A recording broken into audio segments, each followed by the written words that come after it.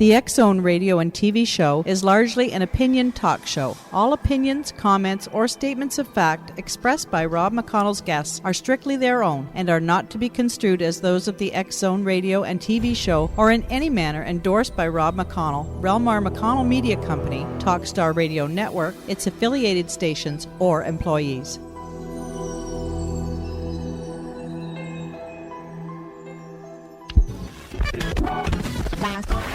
All Hit Radio.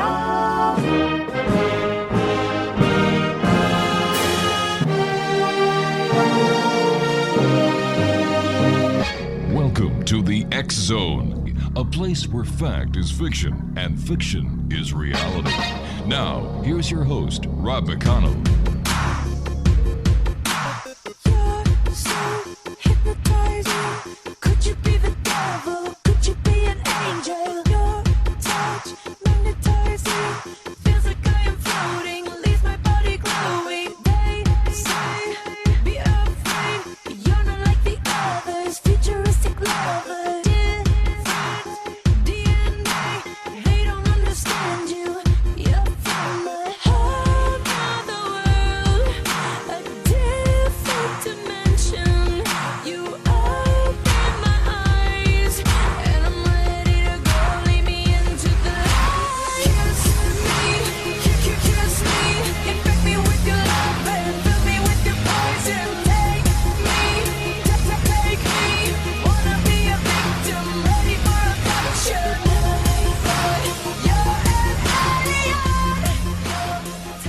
And welcome to the X-Zone, everyone. My name is Rob McConnell, and for the next 4 hours, I'm your host and your guide as together we cross the time-space continuum to this place that I call the X-Zone. It's a place where people dare to believe and dare to be heard. It's a place where fact is fiction and fiction is reality. And the X-Zone comes to you Monday through Friday from 10 p.m. Eastern until 2 a.m. Eastern on the Talkstar Radio Network, X-Zone Broadcast Network, UK High Definition Radio, Euro High Definition Radio, Star Cable, and our family of broadcast affiliates right across Canada, the United States, the Caribbean, Central America, South America, the Pacific Rim, Asia, India, Africa, and Europe. Worldwide toll-free, 1-800-610-7035. Email xzone@xzoneradiotv.com, on MSN Messenger, xzoneradiotv@hotmail.com, and our website, www.xzoneradiotv.com. X-Zone Nation, my very special guest this first hour is Dr. Sally RHINE FEATHER and John Kurth. First of all, Dr. Sally RHINE FEATHER is the eldest daughter of Dr. J.B. RHINE, known as the father of ESP research. She practically grew up at the parapsychology lab at Duke University, where her father's famous ESP card test led to extrasensory perception becoming a household word in America. After obtaining a bachelor's degree in biology, Dr. Feather returned to her father's laboratory to work on ESP experiments and research. She then earned a doctorate in experimental psychology from Duke University. Dr. Feather is a licensed clinical psychologist, completing her postdoctoral fellowship in clinical psychology at the University of North Carolina. She also founded the Psychic Experience Group at the Rhine Research Center, which functions as a support group allowing people who have had troubling psychic experiences to meet and share those experiences without fear of ridicule or judgment. Dr. Feather's current parapsychology focus is developing the Rhine Research Center's research program investigating the possibility of applying PSI ability to the health and healing field. Now, our second guest, who is with Dr. RHINE, is John G. Kurth. He is the founder of the Rhine Education Center and has used his extensive technology background to help make the Rhine more accessible to a worldwide audience. He has informally studied parapsychology and psi for over 35 years and has formally began studying research and evaluation techniques since 2008. He is completing a Master of Science in Psychology, specializing in research methods and analysis techniques, and is using this knowledge to contribute to the research efforts at the Rhine, including work on precognition and healing energies. He has worked in large and small organizations as a manager and an operations specialist, and is bringing this expertise to the Rhine Research Center.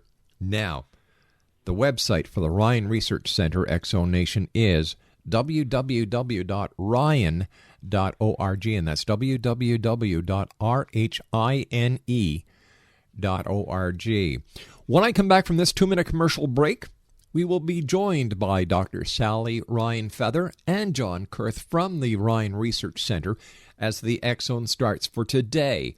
It's a Friday, so whatever you do, Exo Nation, this weekend, play safe, enjoy yourself, love those that are in your family, and try to do something very special and kind for somebody you don't know. It doesn't hurt to say, hi, how are you? Give them a smile. And as we get into the cooler temperatures, don't forget, if you can dig a little deep into your pocket to find some money for your favorite organization that helps the needy, or maybe you've got some extra cans of food that you can give to the food bank. Or how about those clothes that don't fit your children anymore, or yourself for that matter, that you could donate to an organization that helps people in need at this very special time in, well, I guess in the world. I was going to say our country, but it seems like this is a worldwide problem. I'll be back on the other side of this 2-minute commercial break with Dr. Sally Rhine Feather, and John Kurtth. Whatever you do, don't go away. We'll be back in 2.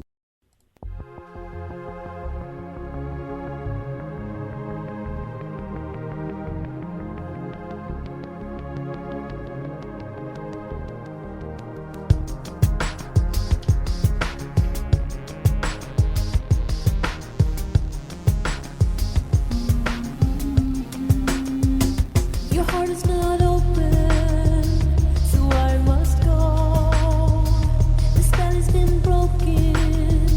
I loved you so. Freedom comes when you learn to let go. Creation. Welcome back, everyone. Exo Nation, I've got an error to fix over here. I said John Kurtth. It's John Kurtth who is with our special guest this hour, Dr. Sally Rhine Feather from the Rhine Research Center. And first of all, John, I apologize. It's quite all right. Thank you, Rob. Welcome to the X-Zone. And Sally, welcome back. It's always great having you here. Let's see, you were with us about 4 or 5 years ago. What's happened since you and I last had the opportunity of talking at the Rhine Research Center?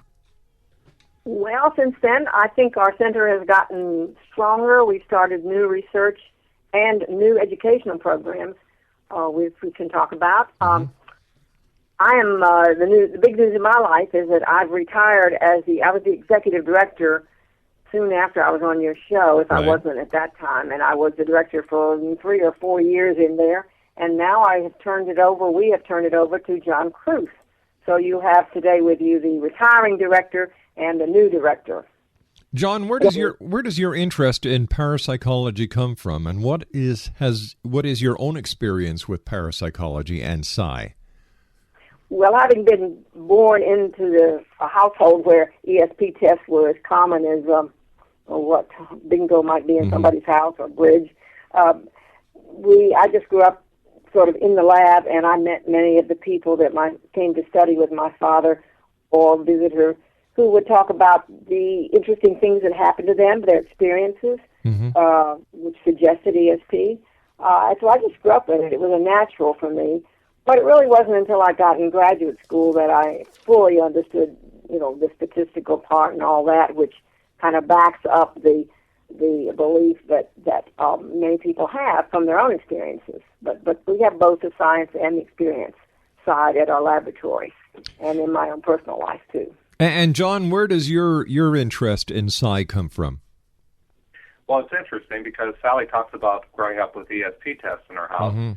And as I was growing up, I came from a family that had healing traditions. And so we did a tremendous amount of experiential ESP at my home.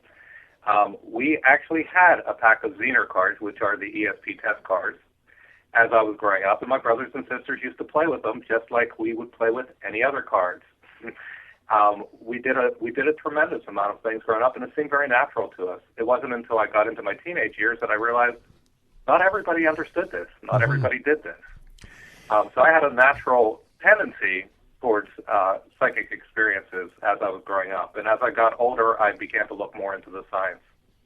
Sally, how has ESP progressed, or the study of and understanding of ESP progressed since your dad started way back when?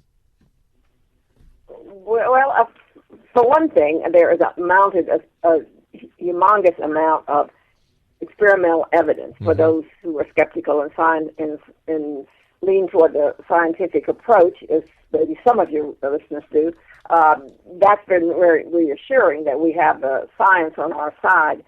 The other side, trying to understand why do you have an experience, or like, for instance, if you had a striking dream last night that came true today, we still don't know how it is that your brain or your mind processes how that happens. We're still, many big questions like that we're still studying, but we do understand more about the kind of people that have these experiences and under what conditions, and we're always impressed by the amount that we hear from the general public of how broad and extensive this is.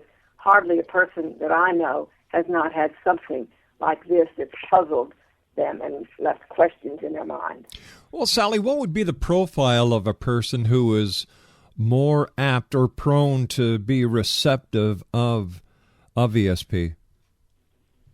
Well, I think now that we know the people who tend to be have more experiences than others tend to be more creative, more right brain, you might say, or they access it. Now, they may be able to switch back and forth between radio announcers like you and creative artists at nighttime, but that's creative in the daytime. But so we know that's important. We also find that people tend to have experiences relating to their families and people they know and care about. Personality-wise, creative, meditative people, factors of that sort that lean in that direction. What kind of experimentation are you presently doing at the Rhine Research Center when it comes to ESP and other aspects of the paranormal, John? Well, we have a few different experiments that are going on right now. Right now, one of the major experiments is an experiment by John Palmer, who's been a researcher at the Rhine for a number of decades. Mm-hmm. He's doing research related to dissociation in ESP. Dissociation is a state of mind where everybody's experienced this, maybe when you're driving or maybe when you're doing two tasks at once and you're not really paying attention to one or the other. So you have this state of mind where it's a lack of pure focus, and trying to relate that to see how that performs on ESP tasks. Now, Dr. Palmer's research is related to similar to something like a Ouija board, where he's trying to determine by pre-selecting targets whether people are able to find these targets using their ESP while in a dissociative state. Is there a difference as far as the Rhine Research Center is concerned between ESP and remote viewing, or are they one and the same? Remote viewing is a special case, which we previously called clairvoyance. Mm-hmm. It's knowing about things at a distance. Something that might be hidden, whether it be hidden in a box or an envelope, or something that might be halfway around the world. Remote viewing has been done by people sitting in the United States. They've viewed locations as far away as Russia, or in different parts of the Middle East. This is just one special case of psi or ESP. ESP also includes things like telepathy, which is mind-to-mind communication. Some people call it mind reading. Mm-hmm. It also includes precognition, which is knowing about something before it happens, fortune telling, knowing the future, or it also includes psychokinesis, which is mind-matter interaction, being able to move things with your mind. So those are the four main areas of research in parapsychology. Are we any closer to understanding why some people are psychic and can actually do psychic predicting and other people just can't? Well, there's a number of different theories on this right now. One of the major theories that's recently been put forth by one of our researchers, Jim Carpenter. Mm-hmm. It's called first sight theory of psi. First sight proposes that psi impulses, these subtle cues that enable people to perform psi phenomena, do telepathy, know a little bit about the future, these are available to everyone very common within human beings. It's part of everyone's thinking process. The difference is some people are able to pay attention to these. Some people actually focus on these and allow themselves to recognize them. Other people, when they get these subtle impulses or subtle cues, they may ignore it because they may think, oh, well, that's just my imagination. It's just something that I think might be happening, but it's not real. So it seems that the people who are actually able to express ESP and able to perform well on the test are people who are more open and more willing to accept and trust in themselves and trust in these subtle impulses. Sally, did you have something to add? Yeah, I would say in addition to that, one thing we have learned from research and anecdotes is that the process of meditation or meditative practices are a person can engage in that and open up themselves to this first sight theory. That's pretty well established. So even if you don't think you have the ability, if you get into meditative practices, the chances are you would very much improve your abilities in this way.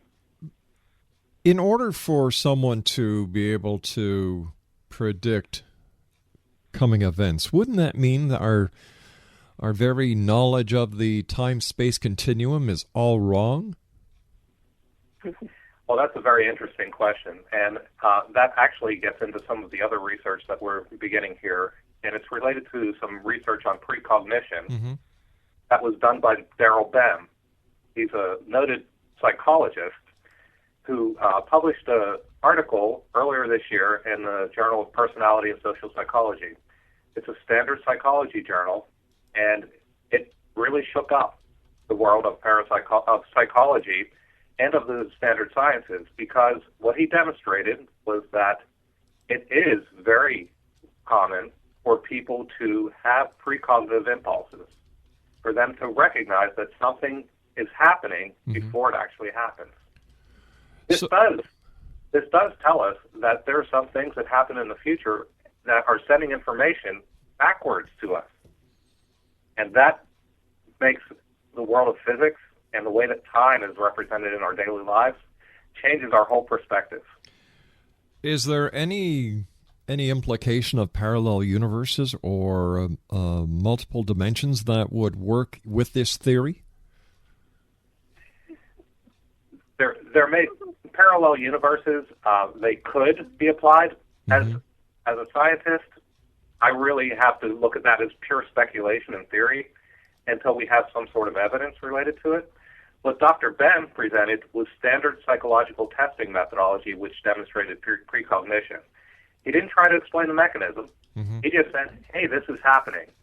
So we can apply a number of different theories related to parallel universes, maybe related to just the nature of our perception of time.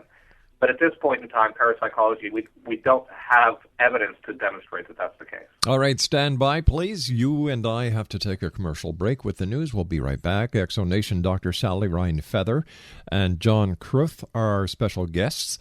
They are with the Rhine Research Center, www.rhine.org. I'll be back on the other side of this commercial break with the news as we continue from our studios in Hamilton, Ontario, Canada. This coming February 2012, I will be the Master of Ceremonies at the Body, Soul, Spirit Expo at the International Center here in Toronto, which is right across from Pearson International Airport on Airport Road. For more information how you can become an exhibitor, or if you'd like to visit, they have some great sales on week passes. Visit their website at www.bodysoulspiritexpo.com.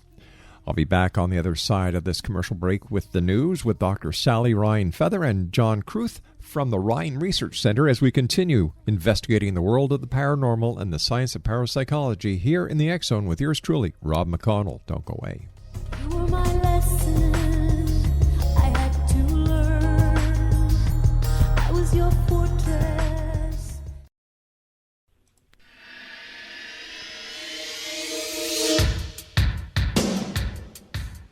My name is Michael Telstar, Canada's leading mentalist from Toronto, Ontario.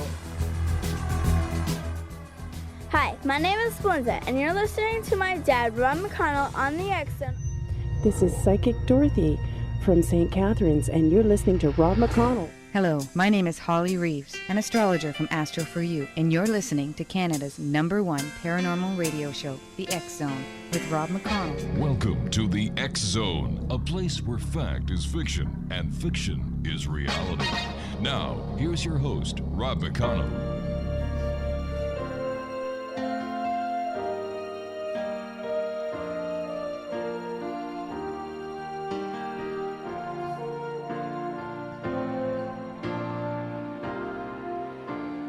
There's a calm surrender to the rush of day, when the heat of a rolling wave can't be turned away.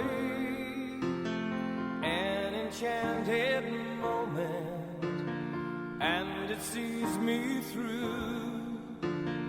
It's enough for this restless warrior just to be with you.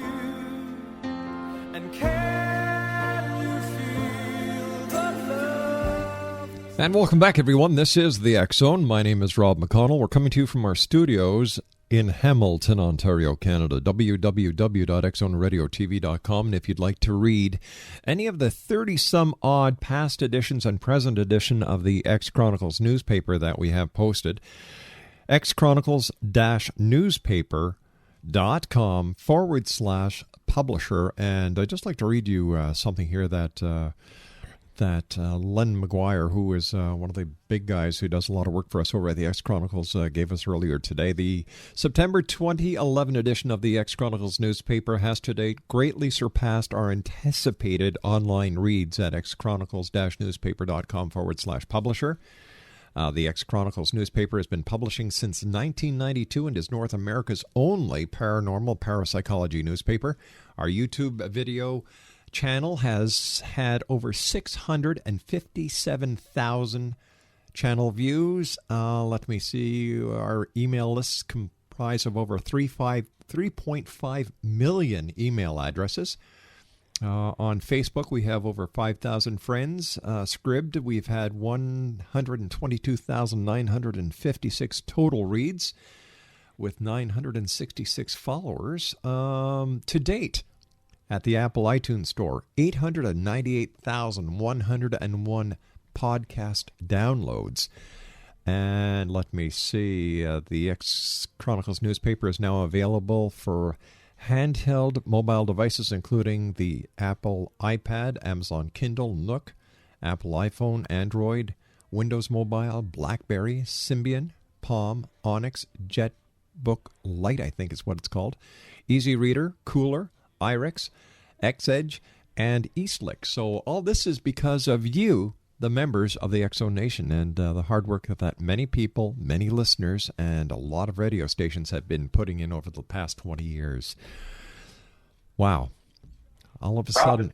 You're creating your own alternate universe there. Yeah, all of a sudden I feel very old, John. Talk about time shift. Holy cow. You know, and during that intro, we heard a little girl say, "Hi, you're listening to my dad, Rob McConnell." That was my daughter, Belinda, when she was 8.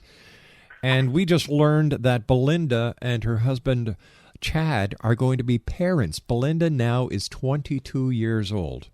Oh, wow. And you're a grandparent then? Oh, I'm a grandfather 7 times over. We've got 6 lovely children. So we're looking forward to the next addition here to the family.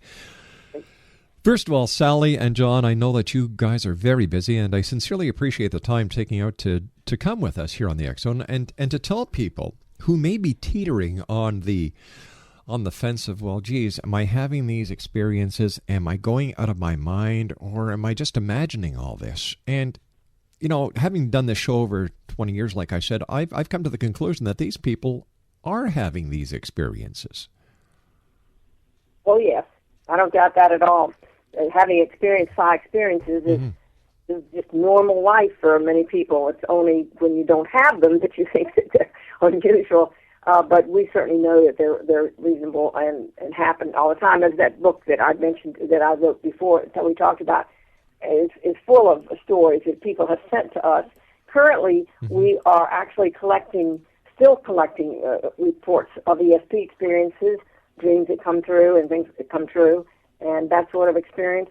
But we're also now onto a study of psychokinesis as it occurs in everyday life. That may be more commonly mind over matter, or just unexplained physical things which happen in a person's life which they can't find a normal, conventional explanation for. Could be what we're talking about, and we call it psychokinesis, particularly around the time of crisis or death. We are studying those also, as well as just ordinary. We have some people, for instance, who tell us that they clocks stop around them, or the computer breaks down more often than it does for other people. Right. Those unexplained physical things. So we're collecting accounts of those and doing an analysis of the kind of people who have them. Now Sally says we're collecting accounts of them. She's being a bit modest here. Oh, she always is. This research has been going on. These accounts have been collected by Sally's mother for a number of years before Sally ever took over this research and started to do it. At the RHINE Center, one of the things that I've realized since I've been here is people feel comfortable speaking about their personal experiences. We try to provide a community where people can come and they can feel free without any chance of ridicule of saying what they perceive. No, we don't say everyone is having a psychic experience just because you come in and you think you're having one. But we give you a safe place to talk about it. And what this has done is it's provided an environment where we receive reports almost every day, if not every day, from people who have different experiences, whether it be, I had a dream last night and it seems like it's coming true today. Whether it be that every time I walk into the supermarket, the lights flicker. There are a number of different things. My pet ran away from home. We moved across the country, and my pet showed up at my doorstep. We have all types of stories of this sort. And Sally's mother, Louisa Rhine, collected these stories for many years. This was in contrast to the experimental work that J.B. Rhine, Sally's father, was doing. Sally's mother was dealing with spontaneous ESP experiences. And these have been collected over a number of years, and Sally is continuing to collect these things, these stories as the years goes by. Let me ask you this question, Sally. Has the internet helped the awareness of people around the world to the great work that you and your other researchers are doing at the Rhine Research Center? Yes, absolutely, absolutely. Of course, with programs like yours coming independently, but from our own website, which is now something we highly recommend. We are beaming out this information to all over the world, and your listeners can learn much more than we can cover today. And they can send in their own stories, even that we will have one every month, a new one posted online. So there are many, many ways people who aren't locally in Durham, North Carolina, can appreciate this work. And you're right, the internet is the magic word here. Let me ask you a question, John. Is there a connection between all paranormal activities? For example, we've got certain people who talk about UFOs. We have other people who talk about ghosts. We have other people who talk about psychic phenomena. We have other people who talk about Bigfoot. We have other people who talk about, and the list goes on and on and on. Is there a common thread here? Well, there is a common thread in that in human experiences, there are certain experiences that are rare and unusual. We call these anomalous experiences. When you're talking about sighting a Bigfoot, seeing the Loch Ness Monster, being abducted by a UFO, right, or having unusual ESP phenomena, these are all unusual things that occur, and they are all anomalous experiences. In parapsychology, we tend to focus on things that we can look at in a laboratory. It's very difficult until someone finds a Bigfoot, or until we actually have some more evidence of UFOs or of abductions. Within parapsychology, we tend not to go into those areas. We're not denying that they exist, but we are looking for things that we can use scientific methods to find evidence that we can try to introduce into the scientific community. And I would add to that the experiences have to be something which relate to human nature as we know it now, or maybe animal behavior. We don't, in this case, UFOs we don't know would relate to us as humans, or Bigfoot might not. Might be interesting and important, but we restrict our work to what relates to, I'd say, psychology at the base of having to do with human behavior, the human mind, or animal mind. And I am sure there is a lot that does reflect on our environment, our sociological standings, our upbringing, our parenting, that you have to take into consideration as you're doing your research. Yes, you're right. And there is a lot of research that is going on currently within parapsychology to try to determine what personality traits will help to contribute to being to performing well on psi tests or ESP tests. We use standard personality measures. For example, there's a measure that comes from Oxford, Liverpool, which is called the O-Life measure. And this is a standard personality test that measures different characteristics of personality. And this is used regularly within a number of our tests we're doing now to try to determine who will do better on ESP tests. Is there any sociological standing, or is there any let me see, how can I put this without putting my foot in my mouth? Is there any group on this planet, any country on this planet, that scores higher than any other country when it comes to ESP or psychic phenomenon that you study at the RHINE Center? No, we have not found any evidence of a difference among cultures, races, ethnic backgrounds, whatever. When they're properly studied, I mean, of course, if you run out to an indigenous tribe and you use standard methods that they would not be familiar with, it might not work any better than if I threw a Greek test at you. So, so we have to fit into the culture, and when that's done, we haven't found any difference. Some cultures do report more than others. That's clearly true, and I think it's much easier. For instance, if you're in Latin America, for instance, it may be more. You may have less criticism if you talk about your dreams that come true, or other parts of the world than others. The Western European countries they vary from one to the next. But basically, when you look at it and you experimental work, we think this is a natural human ability that all humans have.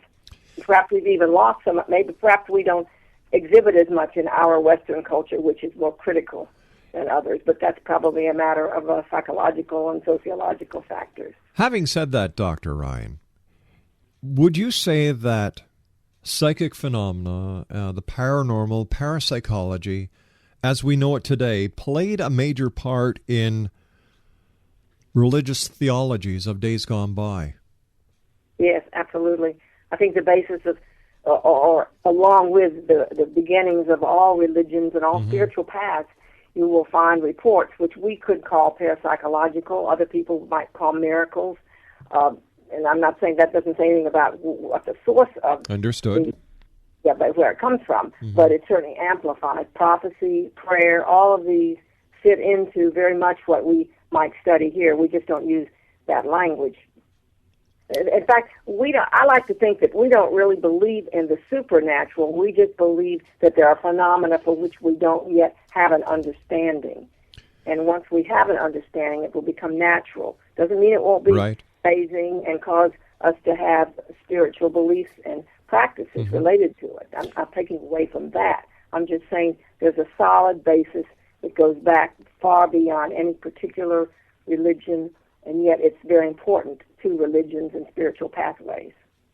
Yes, I think it might be interesting to point out at this point that J.B. Rhine, who founded this center, when he was trying to explain why the center was being founded, he discussed that there were a number of phenomena that were occurring, mainly in the religious world or in spiritual world, that were being ignored by the sciences. And his goal was to try to bridge science and spirituality. These words are words we still use today related to the RHINE Center. We're trying to find a way to explain some phenomena that often happen in spiritual worlds, that are common among people, and trying to explain them using scientific terms. We've got to take our final break for this hour, but here's a question I'd like to ask both of you now and give you a couple of seconds to think it over. How do you see the advent and the establishment of quantum physics being used in paranormal parapsychology research? Fair question? All right, we'll be back on the other side of this commercial break with our two very special guests this hour, Dr. Sally RHINE FEATHER and John Kurth from the Rhine Research Center, www.rhine.org. That's www.rhine.org. 1-800-610-7035, worldwide toll-free. Email xzone@xzoneradiotv.com, on MSN Messenger, xzoneradiotv@hotmail.com, and our website, www.xzoneradiotv.com. My name is Rob McConnell. This is the X Zone, a place where people dare to believe and dare to be heard. And we'll be back on the other side of this 2-minute commercial break with Dr. Sally RHINE FEATHER and John Kurth, www.rhine.org, and it's a 4-minute commercial break. It's Friday, guys. I'm sorry. We'll be back. Don't go away. But I wish someone had to talk to me like I want to talk to you. Ooh, I've been to Georgia and California and anywhere I could run. Took the hand of a preacher man.